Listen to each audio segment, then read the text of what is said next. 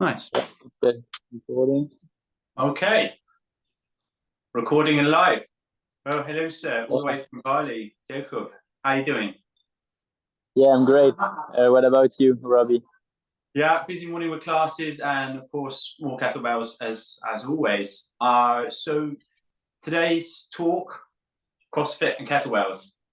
What's happening with kettlebells and CrossFit, how they integrate, how we can improve performance, improve technique, performance, what's happening with them. And I'll be really interested to hear as well from your CrossFit perspective, where CrossFit training is going, what kind of changes are happening. I used to do it. So if I introduce a bit about myself now, I used to do CrossFit for 2-3 years pretty solidly. Before then, I've always been training. Before that, I did Olympic lifting exclusively. So when I moved to CrossFit, it was quite a reasonably smooth transition. So this was already about, I guess, 5 years ago now.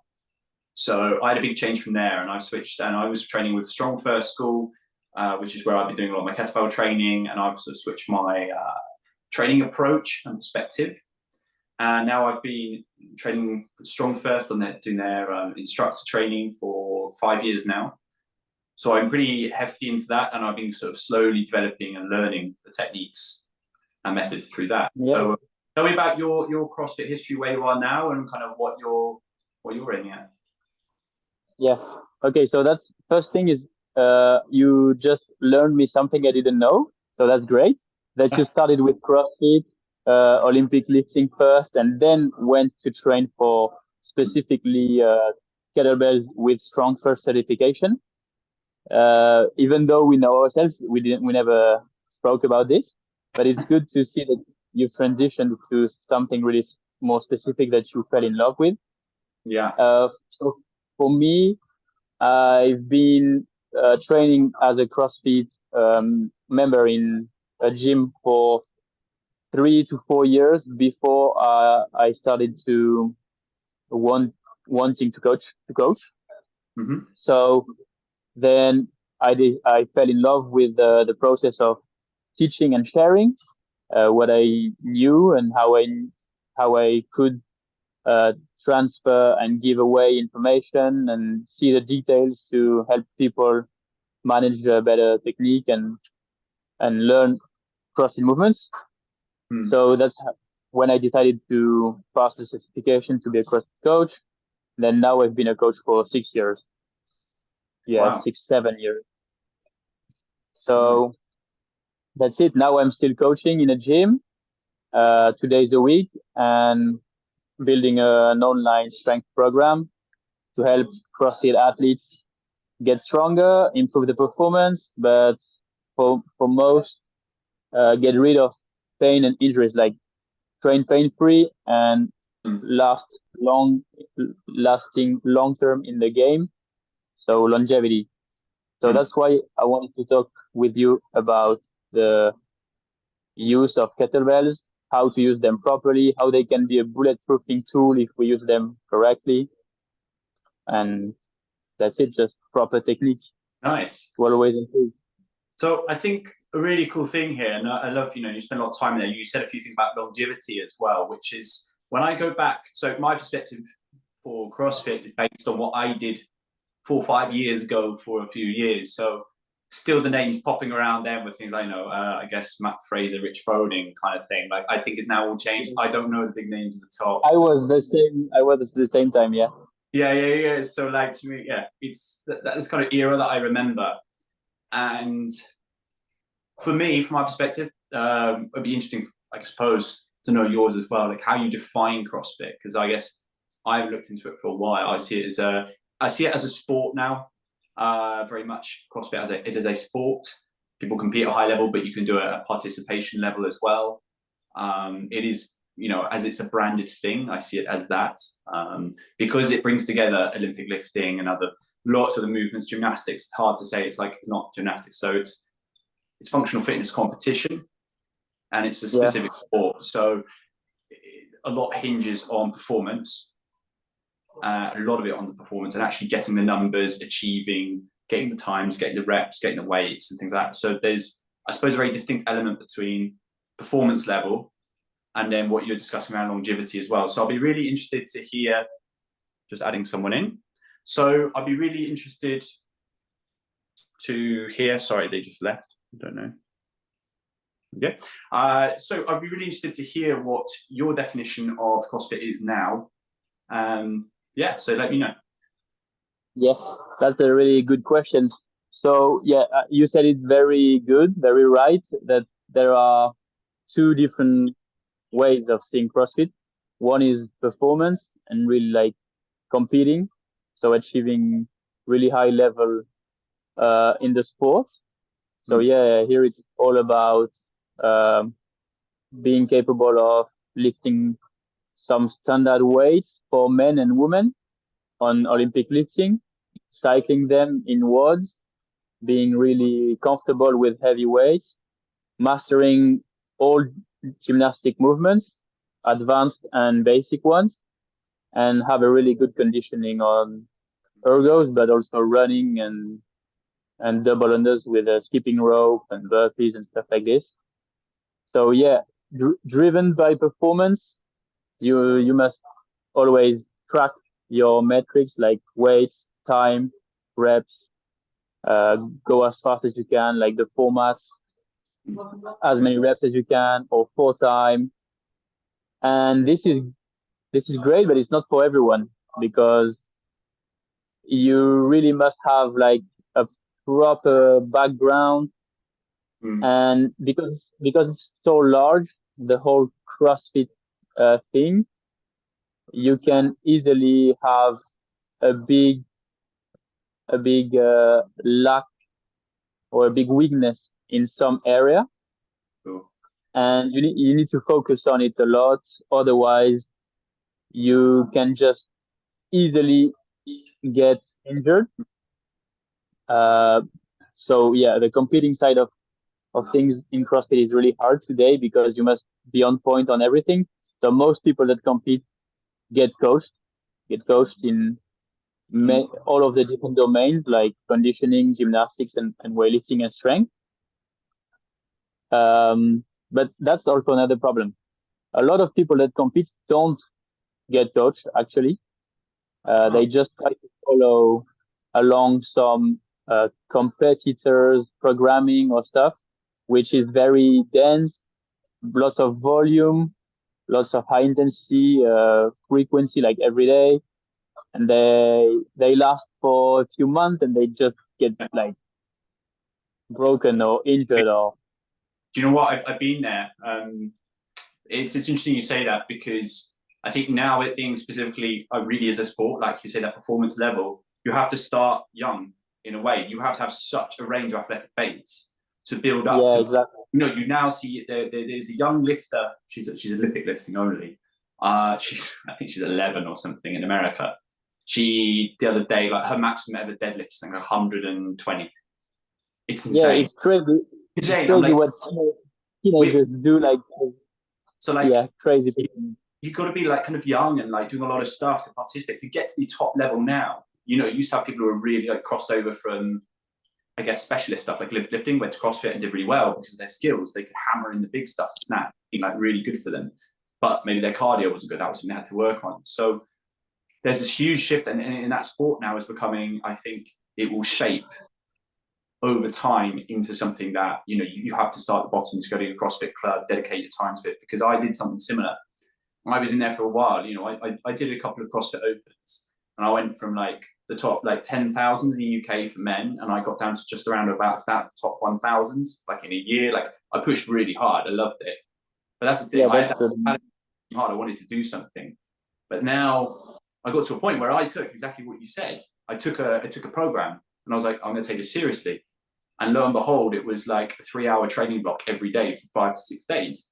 And I just burnt out. I was like, you cannot do this, like, because I think there's a misunderstanding about just how much you have to do to be at that level. It is a professional sport. You have to have some kind of income to support you, or be earning very little and living very little and just doing everything for that. When you've got gymnastics, all these skills, you have to be competent at all of them to a certain degree. You have to be. And this is kind of interesting.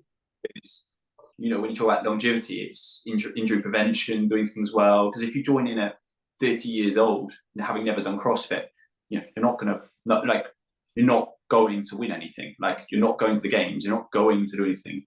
Like, you're just not realistic. Like, not like, there's no way you can compete at that level without any base, like solid big base of training in many athletic ways. And we're talking about strength qualities as well.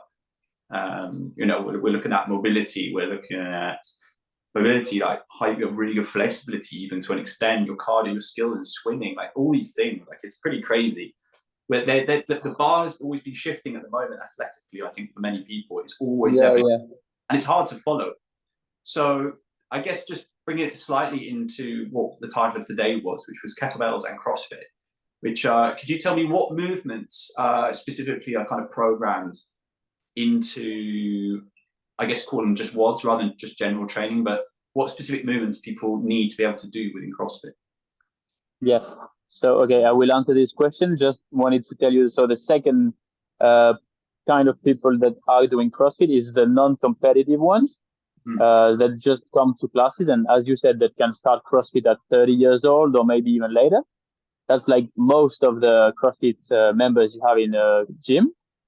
And yeah, you must teach them a big variety, like various movements, a lot of them, including kettlebells. So these people come for a reason. They want to be fitter and healthier and move better in life. So the goal is to not get them injured.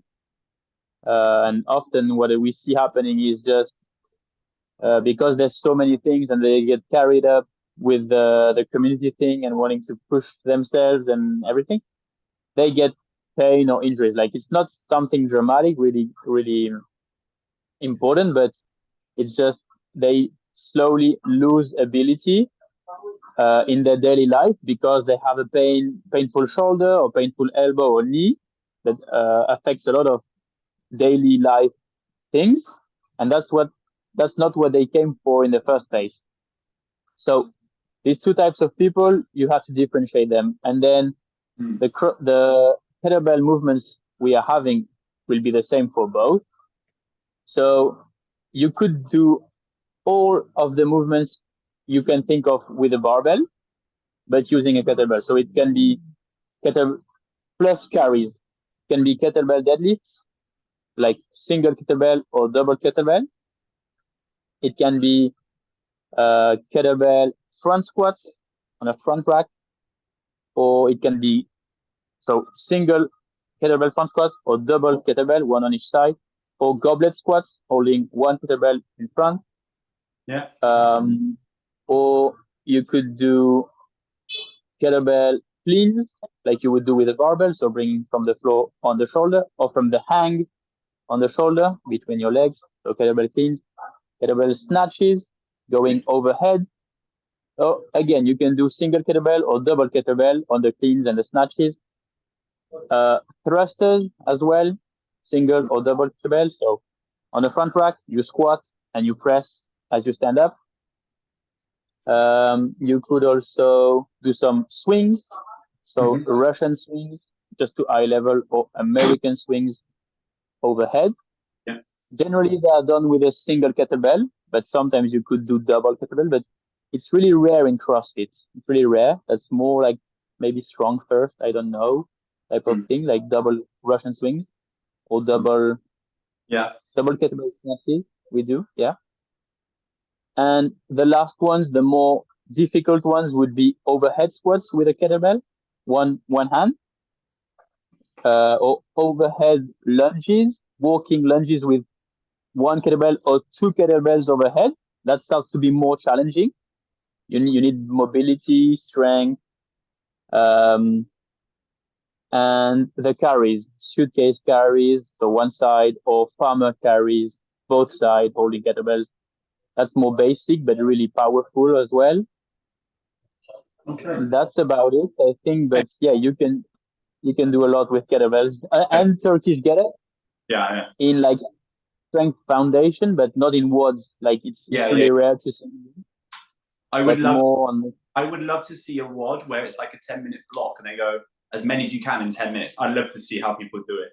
But Yeah, because I feel the technique would be exhausting, nasty, like, but it is exhausting to do that.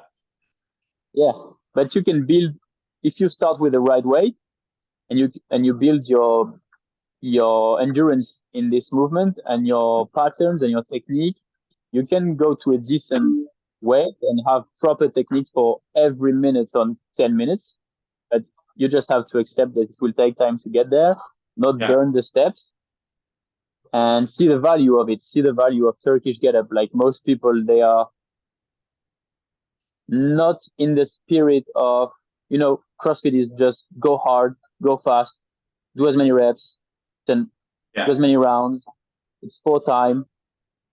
So yeah. That is the thing that I think is a bit like hard crossover. So what you mentioned CrossFit training particularly there. When we come to kettlebell training so for example with Strong First, they take majority of their work comes from the Russian method in terms of training. A lot of it comes from there, and obviously it's been updated and changed over time when there's and changes. That was the big discrepancy I had between CrossFit and with Strong First, because they reeled everything back and said quality first, get your technique, get lined up, get strong first, then you start like building volume, and like their whole ethos was far more like I would say manageable and applicable to what I wanted.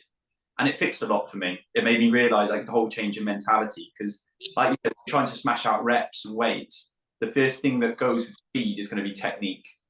And people throw that out the window as well. And I know technique means a lot, but some people it's like, oh, it's not that important. But at the same time, what we're actually talking, I think, about technique is energy and joint alignment, how you move, energy efficiency. Like if you can't stack weight properly and you don't know how to stack weight, you can't control your center of gravity well, everything, there will be compensation somewhere. Something has to take the hit. And if you can't learn how that feels, then it's a disaster. Even when I'm standing here, like my longer term life issue has always been like my hip, I've always had like I'm very quad dominant. Okay, so opening the hips, having that kind of bowl of water that keeps level. It feels great when I actually get the position right, but I very easily sink with the pelvic tilt. That was something always for me. But when I learn how to hold that better, it makes a wild difference to everything else, to where I hold myself. And that's something that I found through CrossFit got destroyed a lot in the pursuit of you have to hit the number, not the quality.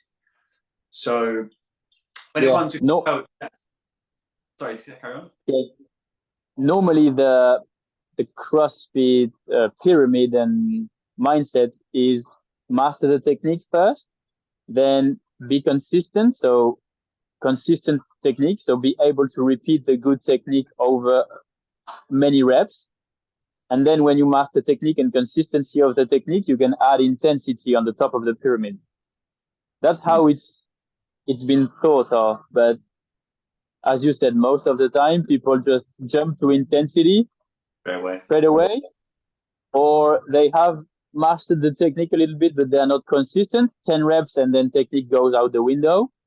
But still they want to put intensity for 100 reps because it's the workout and because they feel they have done good work if they are sweaty and lying down on the floor. I was that guy for like a lot of time.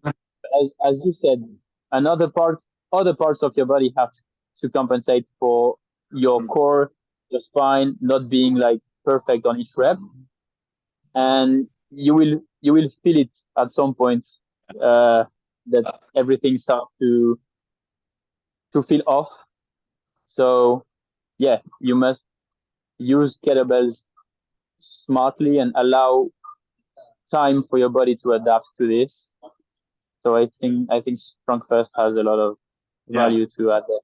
It has, and I think talk about kettlebells specifically. So getting on to like what's happening with them is they teach you, and something I found was that they force you to find the positions that are important for maintaining stats weight and like anti-gravity feeling, like how you can sit your body correctly, because the system of training was really useful. And you talked about carries earlier. It's like a simple exercise, but many people, the first thing they do, they grab two weights and they go, because they take the cheapest route, which is like, what's cheap?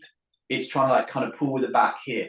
But then obviously, because then they march like this and you get like that chest tightness here because it's so easy to do. But actually, if you want to build a technique of it, it should be standing tall, your scapula should have more strength to hold your chest open a bit to carry.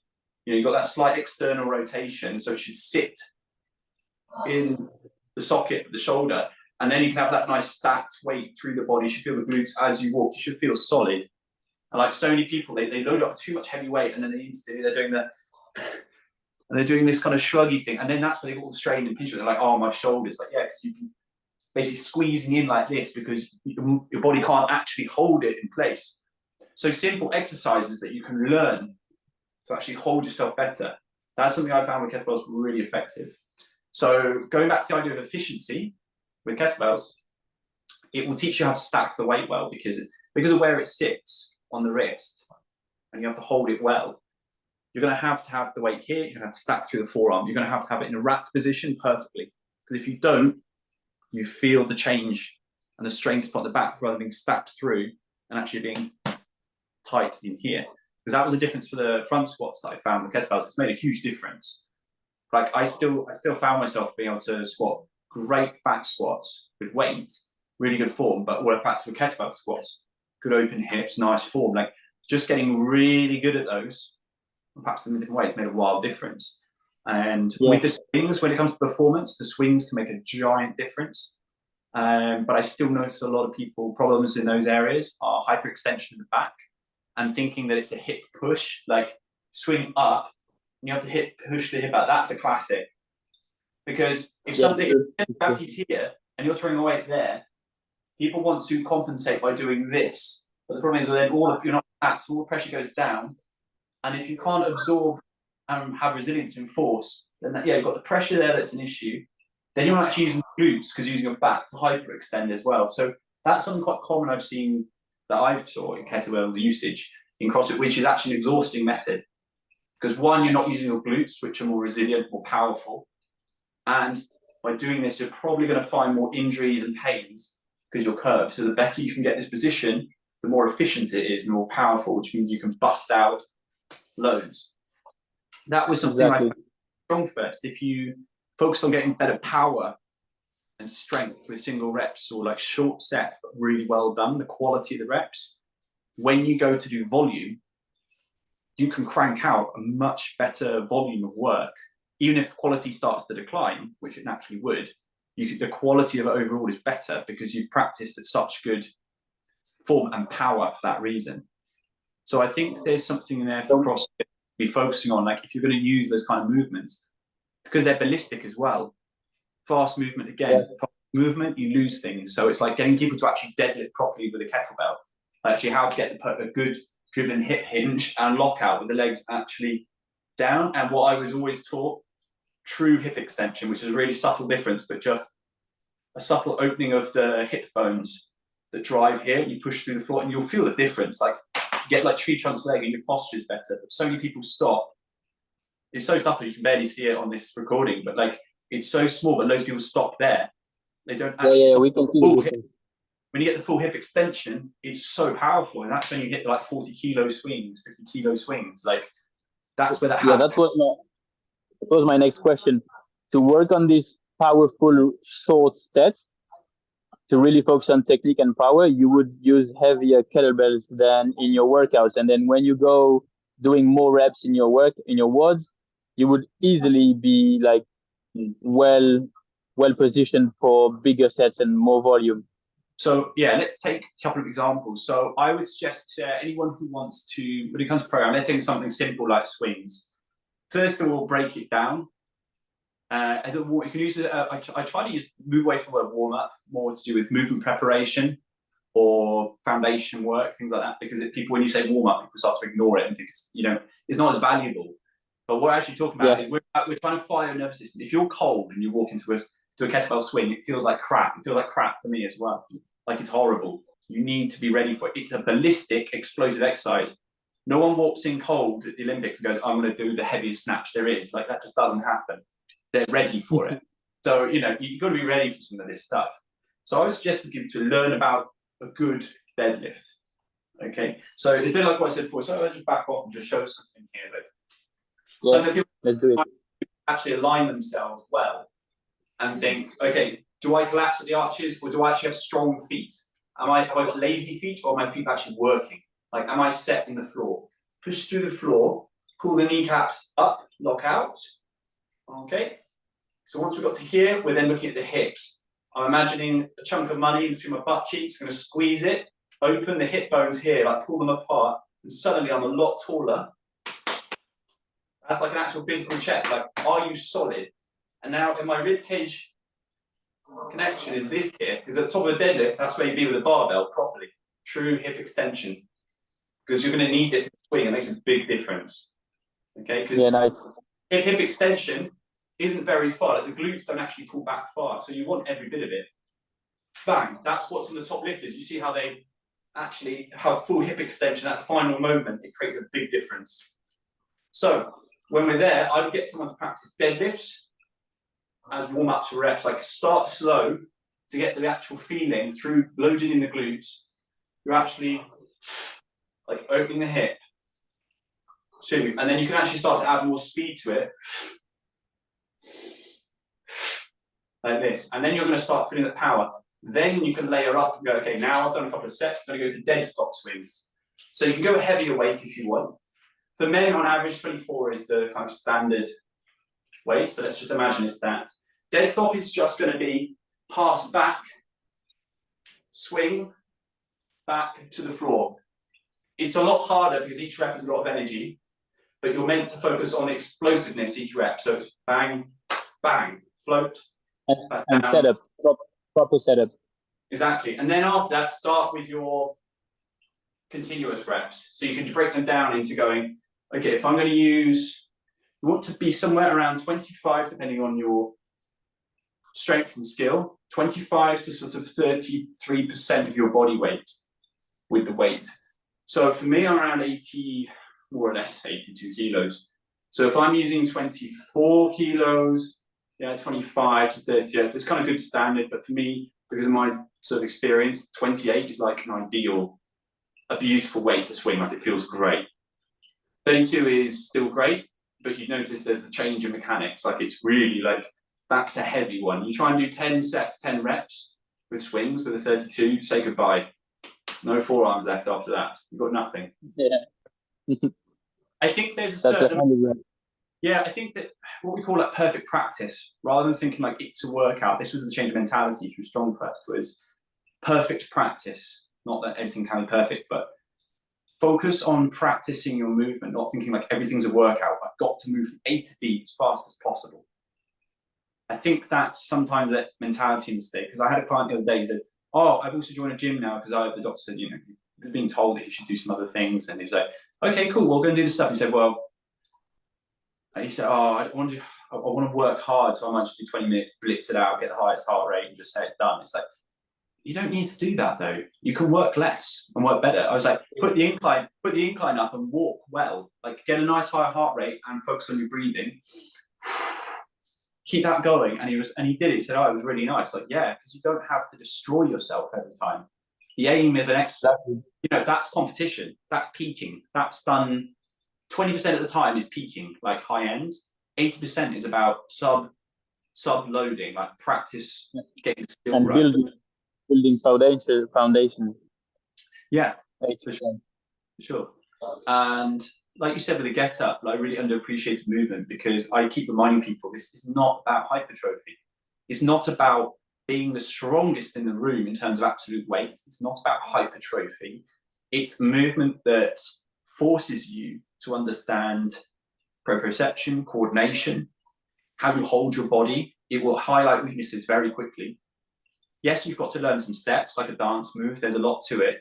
But when you learn them all and you actually layer them up and become more challenging, there's different things to think about. I remind people about an anti-gravity feeling, like, because some people get compressed by weights. They think of it in their head. So, for example, if I go to the windmill position here, a lot of people instantly go, okay, it's about the weight pushing down on me, and I'm going, into the floor. Oh, this is so hard, and the arm bends straight away. You need to think, like, imagine you're a giant balloon, and you're pumping in air to expand and push in every direction. Like, elongate, get that line from hand to hand, extend the spine. Imagine a tight rope going through my arm to the floor, and now tighten it and lengthen it, like open the joints, push the weight away, like you're expanding and holding. This is your ability to actually withstand force, and it's anti-gravity first. Like, can you hold this position and now move your way through and hold yourself in the same way? Most people struggle with that, but once you change the perspective, I think the strength changes. Because this is what I had the other day. I did my max TGU because I've only got 2 weights that go that high. I did 44 kilos, so I had to hold 2 at once as well, which was, I have to admit, it makes it harder, like even harder. So that's a way of advancing it as well. Simple but difficult. So by stacking it, bigger weight, there's bigger feedback because you have to squeeze harder down the arm, and you have to carry it through. I'm not trying to aim for hypertrophy or anything like that, but I still get really strong through the movement. So Turkish get up, I think, is a really great one. It will highlight a lot of weak points and highlight strong points as well. And you'll have to learn about what bracing really is. Breathing under tension is hard to understand in principle. A lot of people don't get it. It's like, it's not just going like, I'm belly breathing, because then you're just collapsing the lungs. Like, we actually have to be able to stay strong, because while I'm talking, if I can do this and still keep tension and breathe under load, then I know that I am transferring force through the floor, which is why the swing gets so badly done, because you're trying to create force that goes through the floor that then transfers up. You float the weight here. If you're not floating the weight and you're pulling the weight, that's where it starts to hurt and you get injured, which is why a lot of the time I don't like the American swing in CrossFit. It's not that it's not a challenging exercise or something different, but because most people don't use the hips because it has to go high. Mentally, it's like my arms to pull to come up. And one, if you've got bad mobility, you can have issues. Second of all, you're putting all your energy here. If you learn to float and use the hips really powerfully, that weight will float really up to here. And then you just finish with a bit of force to move the body forwards, like doing a press, get down. But if you can't do that, you'll find everything coming from the upper body. So I think a lot. And I'm sorry, I just unpacked quite a lot there, like just about movement in general. But I think that's one of the but it's one of the fun things about using the kettlebells and the movement. Yeah, I agree. Yeah, kettlebell snatches would be a better exercise than American swings, to learn how to use the transfer of your hip power goes through the core, because you have strong core, and translates to the upper limbs, like in your arms. Don't you think?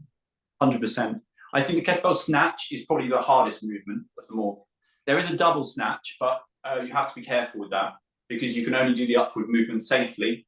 You're meant to catch here, and then you go down into a clean, both at the same. Because if you try to do both at the same time, it's so dangerous with 224s to go. Like, it's actually not very good to do. But anyway, point being, so yeah, there's the snatch test from Strong First, which is, for those that don't know, 5 minutes, 100 snatches in less than 5 minutes, and you're only allowed 3 errors, like technical errors. Single arm or both? One arm. And that's when you think about the time, that's around 2 seconds a rep, 2-3 seconds a rep. So you've got no time for messing around. So for men, the standard is 24 kilos. If you weigh 100 kilos, then it's 28. Okay, and you've got to be quite a lower weight to get down to a 20. So to be honest, everyone does 24s. For women, it's 16 kilos, which is a lot. So you have to have. Yeah, try it. I'd love for you to try it and see how you feel. Okay, I will try it. Kills your lungs and your arms as well. Like, I always think it's always the midpoint. 60 to 80% is horrible. Yeah. Can you alternate hands whenever you want? Yeah, you can use whichever technique you wish. So the Strong First instructions, that what they say is like, you can't touch the other arm with the other one, and you can't touch your leg as you're doing it. You also can't drop the bell. Technique for changing: you can take it down, place, change hands, off you go again. Or you can do a switch change, where as you come up, you may change. You're only allowed to touch the hand during the change because it's just hard sometimes when you're changing. You might just touch it, but you can't go, let go, 2 hands, change, and then let go. You kind of have to do a switch mid-air and go into it and then carry on. But you can get errors from simply not getting your arm high enough. Because if you're stopping here, if you're coming here and stopping, going down, you're cheating on the rep, you're not locking out. So you need to actually lock out. So there's a few things there as well. And breathing rhythm is important. I don't know. That's a great exercise for shoulder stability as well. Exactly, man. And, you know, it really divides your conditioning and technique. You have to have both. You just do, like, you can't escape it. Like, you need to know what you're doing. You can't step in, I'll just do a 5-minute snatch test. I'm like, well, good luck to you. Like, if you've never done it, it's gonna hurt. Like, you'll be gasping for air. Like, I don't know many people who've ever, I don't think I actually know anyone who's ever done it without practicing. Yeah, I have in mind someone that's really good at this, and it makes perfect sense with what you're saying because he's a elite CrossFit athlete. What's his name again? Yeah, I can't recall the name, but it will come back. But he's really good at kettlebells, very, very good.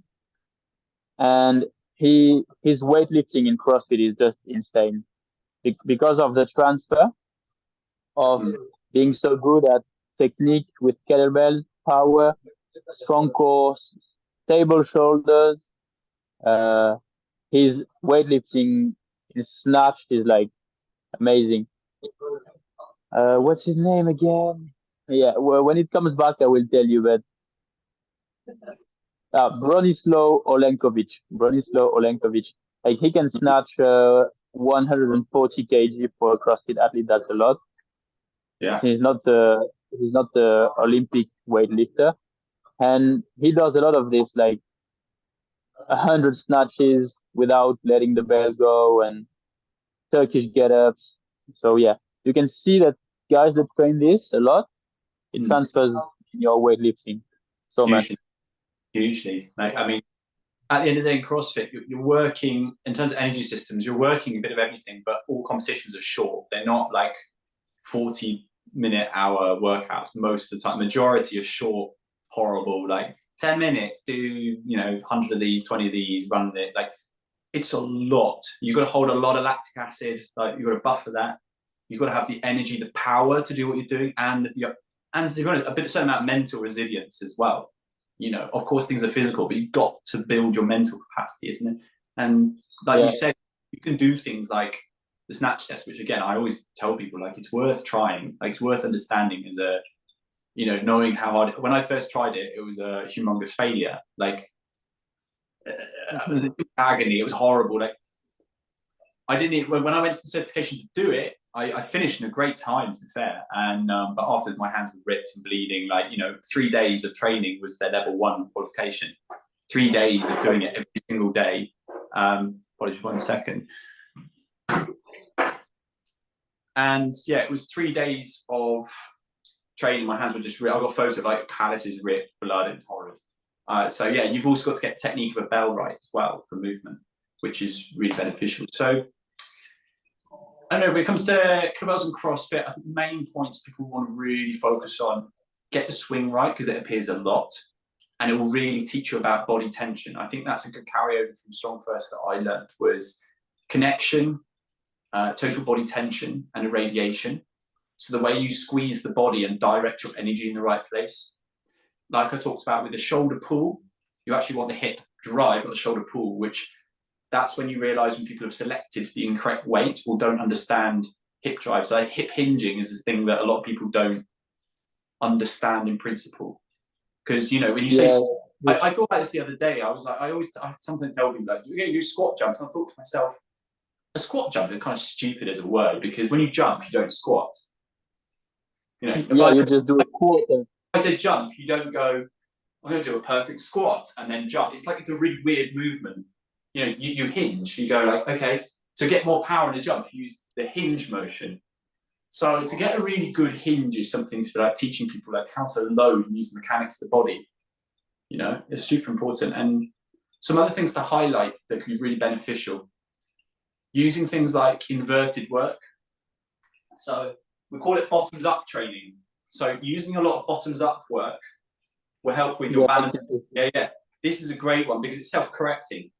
If you move this in another way, you'll just collapse in on yourself. You can't do it. You have to keep it dead straight, squeeze to keep the stability, and then do your pressing or whatever it is you want to do, or squats for that matter. Like if you can do that, you'll notice how your body has to change and get super tight with that pelvic ribcage connection. So I feel there's a lot that can be taught simply with kettlebells that sometimes a barbell doesn't give so much feedback on. It's harder because of the offset weight of the bell and they're individual. You have to learn to center them and pull tight into the body to get rigid in the center, which I think was one of the things that were lacking in CrossFit when I did it. There wasn't enough talk about how we're sitting, like how do we control these subtle changes. It's a lot to teach people in a group environment, but yeah, it can be done. It can be done. It just depends on the format of the classes and how many, and if you want to spend 30 minutes on skills and just 10 minutes on a workout. But people are asking for longer workouts now and sweat more, and so you have less and less time to teach these details and technical points.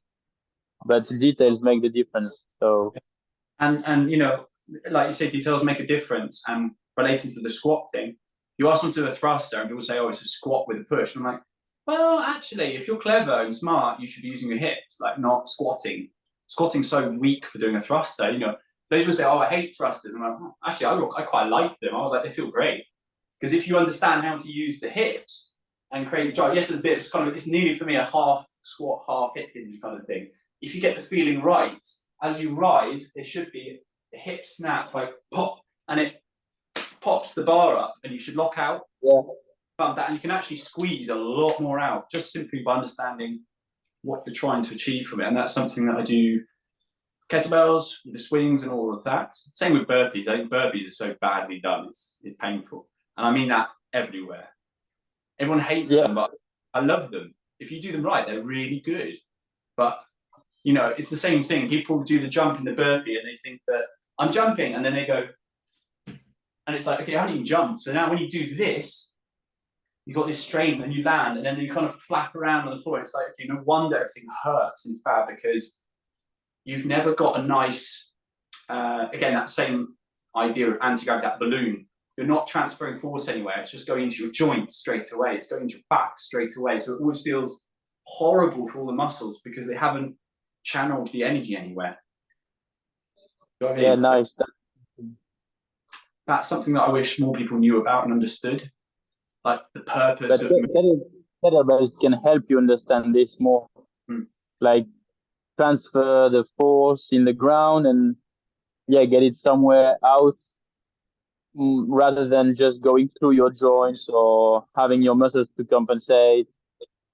Yeah, makes there's a lot of something. Rather than going from A to B as fast as possible, it's about how do you go from A to B. That's the subtle difference. Like, how can you go from A to B in a better way that feels good? Is weight stacked? Is, I would say, pressure or bracing down? Have you pulled your energy into the center? Have you found your lats? A lot of people don't know how to really get their lats and abs, glutes to kind of hold them together. Because when you do things under load, you have to hold this. You know, if you're not holding any weight, you can squat with a hunchback and stuff. We're kind of built for it. We've got resilience. But when you start piling the weight on, the whole point, when people say straight backs, which is a whole different kettle of fish, but when you say straight back, that's actually to help people understand that you need to stack the weight efficiently through the body and get tight to hold it so you can actually do it.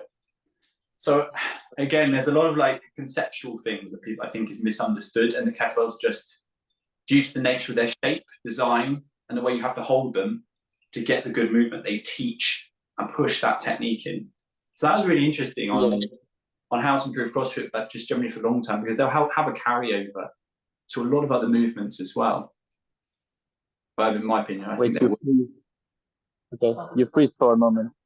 Now it's okay. Now you're back. Oh, sorry, yeah. Maybe I stood still.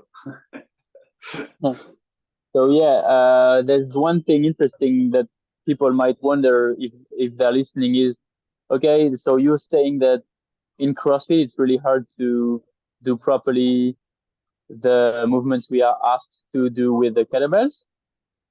So the right answer is it's not impossible, but it is really hard. And most people will just use too much heavy weights compared to what they are ready to do. But it's possible. If you look at Matthew Fraser, for example, like all of his reps look the same because he's trained to a level where he's done so many perfect reps with lighter weights, and he masters the movement, the technique, and he stays consistent with the technique that he's always transferring energy from the bottom, the ground, then his hips, then his upper limbs, and he's not compensating at some point. That's why he was the best, and that's why he lasted in the sport and won like 5 years in a row. But most people in the gym, even if they don't compete, they will be driven by their ego a little bit. And it's not because you can lift the weight that you are ready to use the weight. Yes. It's not because you can lift a 24 kg kettlebell for 100 swings that you should use a 24, because maybe with a 20 kg or a 16, you will really teach your body to be powerful on each rep and really transfer power, not compensate, and do this for a few months or years, and you build foundations that allow you to use heavier weights after. So it's not impossible, but you must accept that it takes time. And the most important sentence is, it's not because you can use this weight that it means your body is ready to use this weight. I did this mistake a lot. Like, in CrossFit classes, you have RX weight and scaled weight. So I could always do the RX weight, like almost 60 kg for clean and jerk, 50 kg for snatch. Oh, today is a heavier one, but I can do RX because not my 1 rep max is heavier than this. But in the workout, like, even though I'm good with technique and it's important to me, I could feel that at some point I was compensating and stuff. So I just wasn't ready, to use these weights at this intensity for so long with fatigue that comes. It's so true. And I did the same. Like, I could do the weight they were talking. I still remember one of them. It was a man maker or a step over the box with a burpee, or I don't know, some kind of like horrid heavy dumbbell thing. And no one was doing RX that day. Like, everyone was suffering with RX. And I was like, no, I'm going to do it. And I used the 222 and a half, so whatever. It was horrendous. God, I actually have a memory of it. I wish I never did it. It killed me. But it's like, that's the they're saying RX, this is competition level. This is like if you were like competing, and it's like, well, actually, there's no in between. You've got scaled and RX. It's like, well, actually, there's a lot in between. That's more appropriate for load optimization. For anyone training, there's probably a better option in between. And because I was guilty of overloading, but like you say, if you build a better volume and you really get it right, it makes a wild difference. Because if you have a pyramid, like if the bottom of that, if you can do a ton of volume with 20 kilos, if you suddenly got to 24, you'll find it like a lot easier to do. But if you're just going, okay, I can do, if the base is smaller with 20 kilos, I was like, oh yeah, I can do a few sets with it. I'm only 24s now. The next base is smaller. It's like, I can only do a few of the 24, but I'm going to keep trying. It's like, you'll never hit a peak if the base isn't big enough. Yeah, exactly. Yeah. So you've got to have that big base. You've got to do it well. And then there's all the normal training shit that we know about, like ligaments, tendons take ages to remodel and regrow. Bones, muscles take longer. You need to rest. You need to, there's so much to it, which is really fun in some ways. But that's why I sort of pulled away from competing in it, because it was too much to learn. And the problem is, I'm someone who likes to master things. I really like to do them well. I love the feeling, which is kind of where I went with follow the feeling. I was looking at energy. I was like, actually, this is far more fun. And I started doing things like, I still use bars and things occasionally. I used to bench press for funny 6 months. I was focusing on, for example, 5-6 sets of 5-6 reps. But I realized there was this sweet point of focusing on not too heavy, but not so light, that where the power could be maintained, and the rhythm of and stopping at 6 and just resting for 8 until you got that energy back and you keep doing it.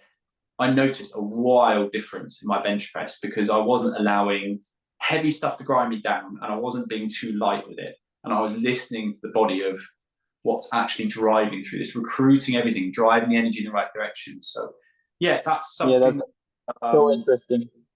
Yeah, that's exactly how I am programming for strength athletes in CrossFit, using always like sub-maximal weights, and with the intention of moving the weights with power, speed, and feel powerful on each rep, feel speedy, create better mind-muscle connections and better nervous system response. Like, so yeah, create just fast twitch contractions because you focused on wanting to develop this. Like, this is a big part of strength in itself.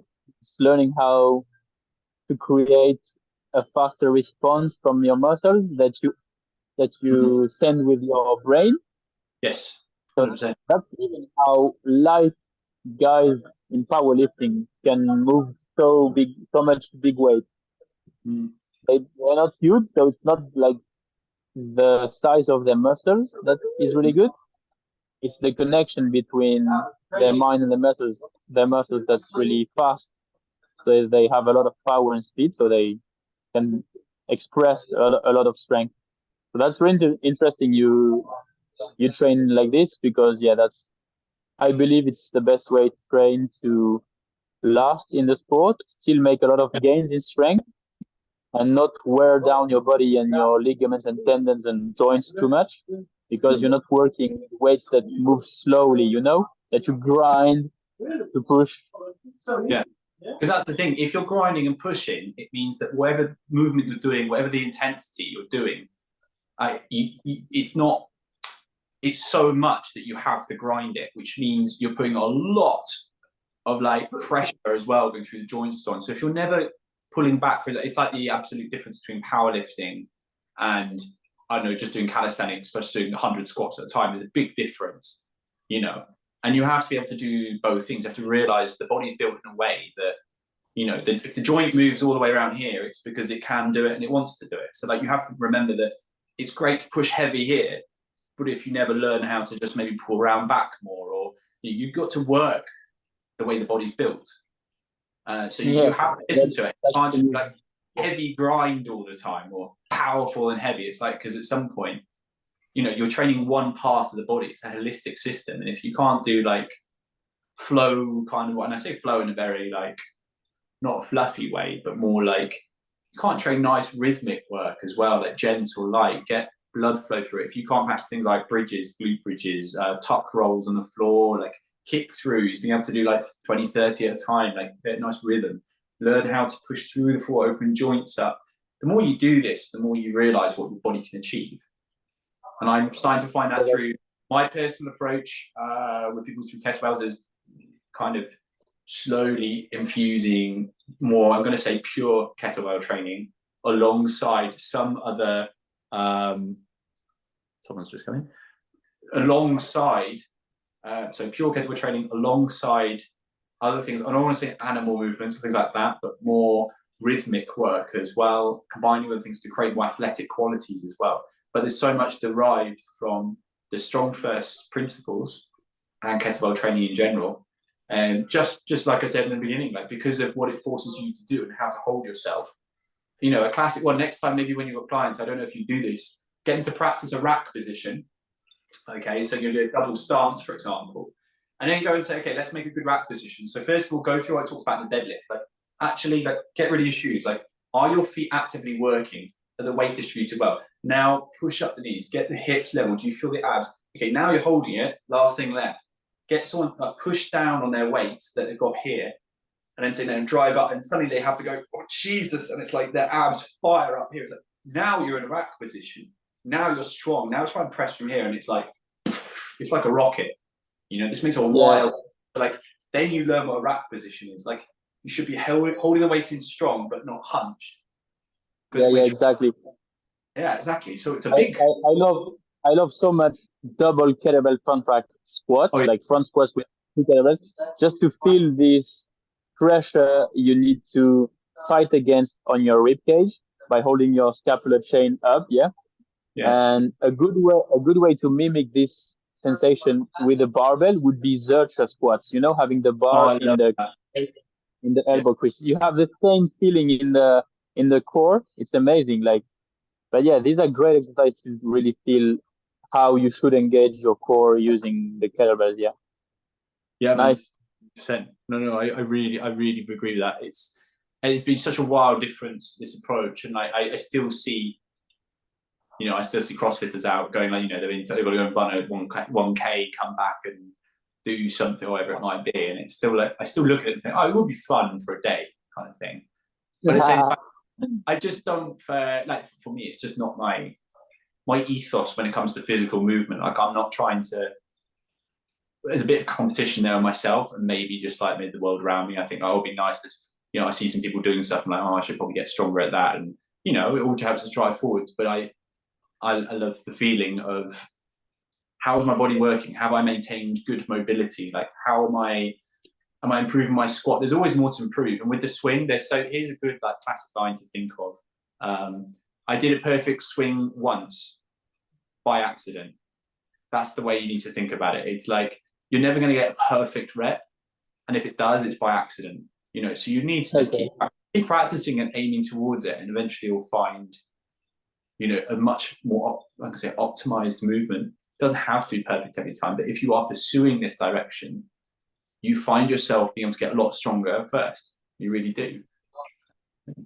This is why I'll always tell people in the beginning, it's like, okay, yeah, I know you can squat that, but here, take less, and now let's actually look at your squats. Okay, try this. Okay, now build your volume with this. Try and do 10 by 10 with this.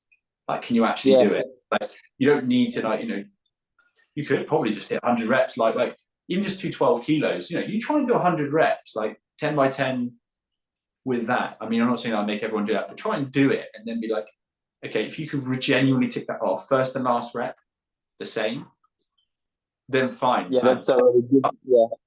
That's the art of the kettlebell system as well. That's why there's a 4 kilo jump, because it makes like if you can do this, then you can do with the 16 as well, because you should be able to with that kind of base level.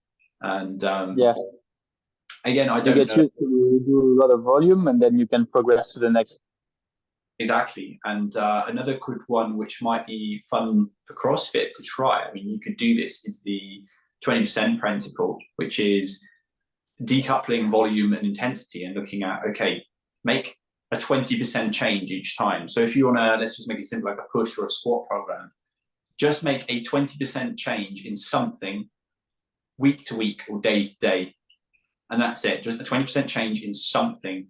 So sometimes sharp and random changes, but with exactly the same exercise, can make a wild difference to the way you're training. So you have an example? Yeah. Okay.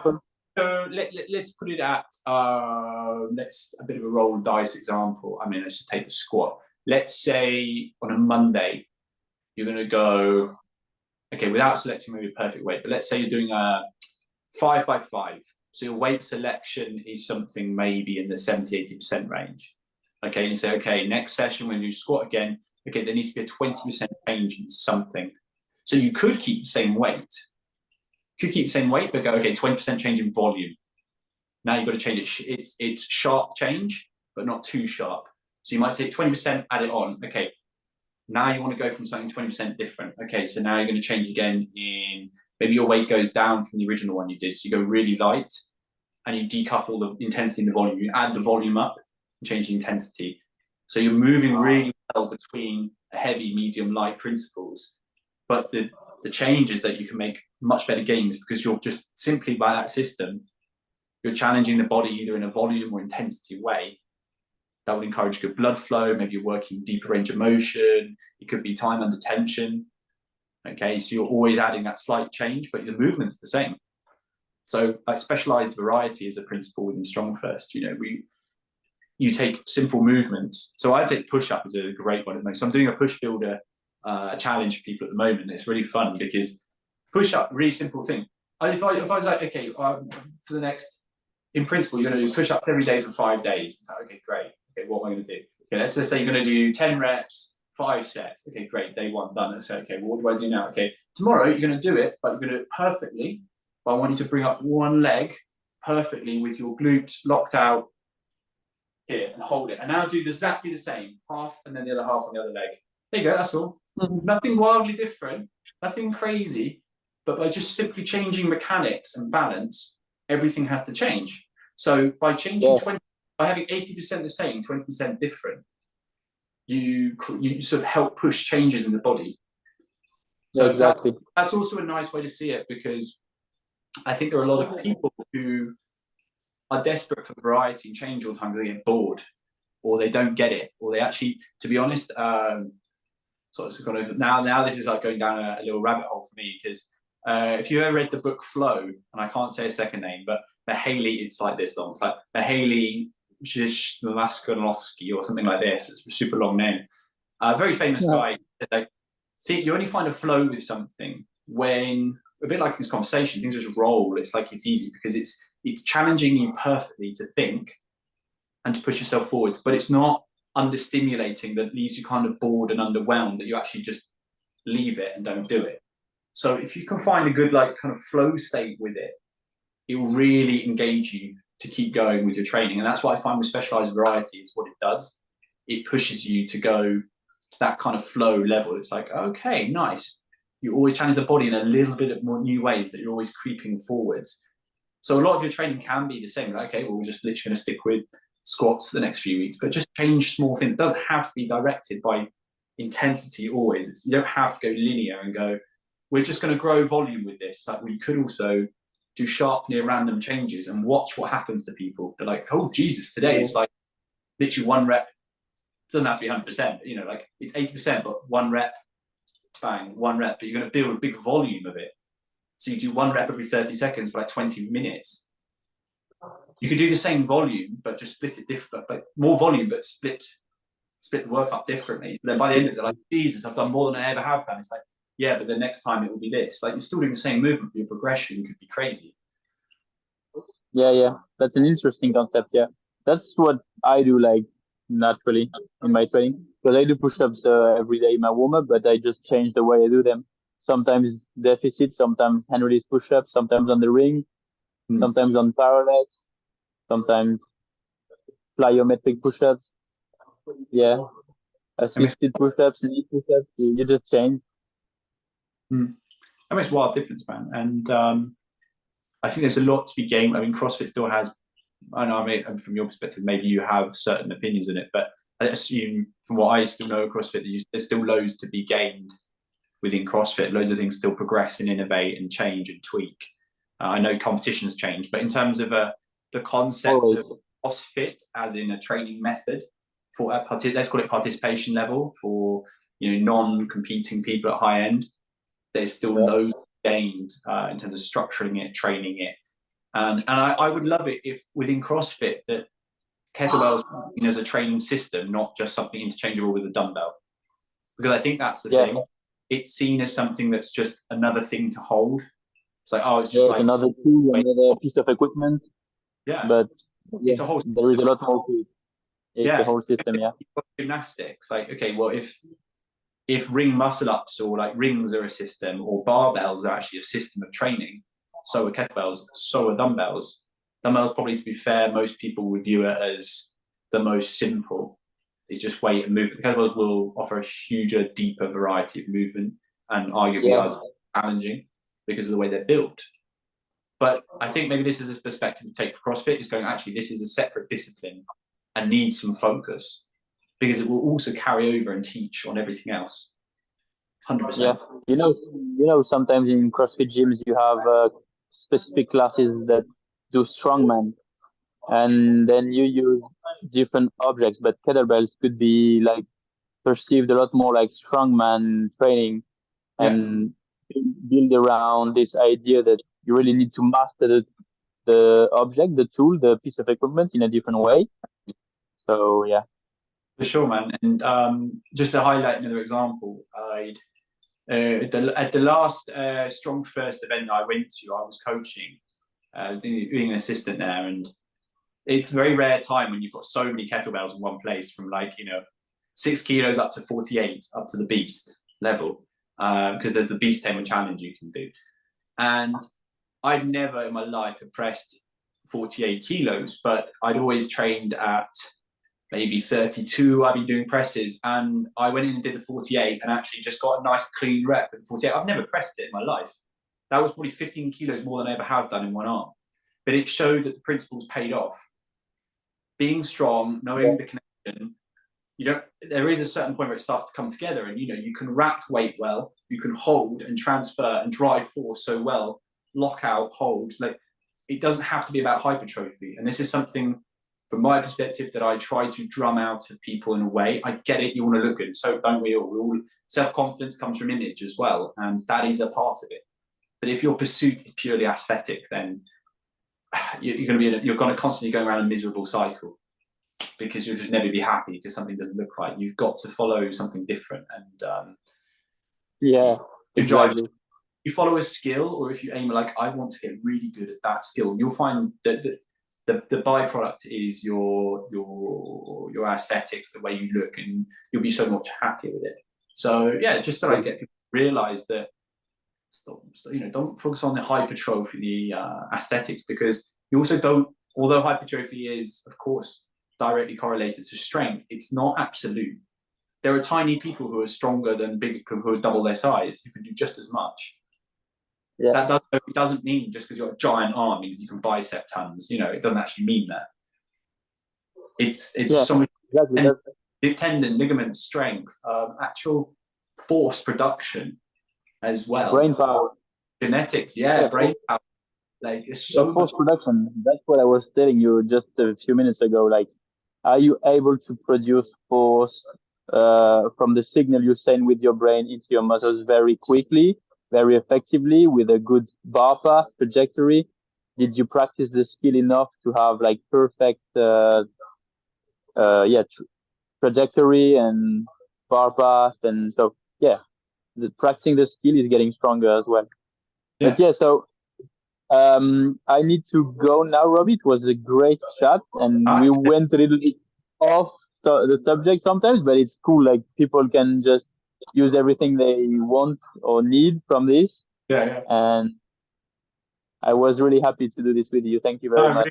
Really, and we could look at, if we want to direct this conversation like another time to something more specific as well, within the realms of the training that we're talking about. And like I said, apologies, I kind of went off on some different tangents, but I suppose that's what can happen in these talks. It can always be interesting for someone, so that doesn't matter.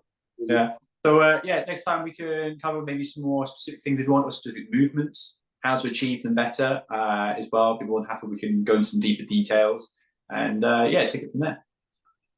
Yeah, cool. Happy to do that, man. Cool, man. Pleasure. I need to go. A friend of mine is waiting for training.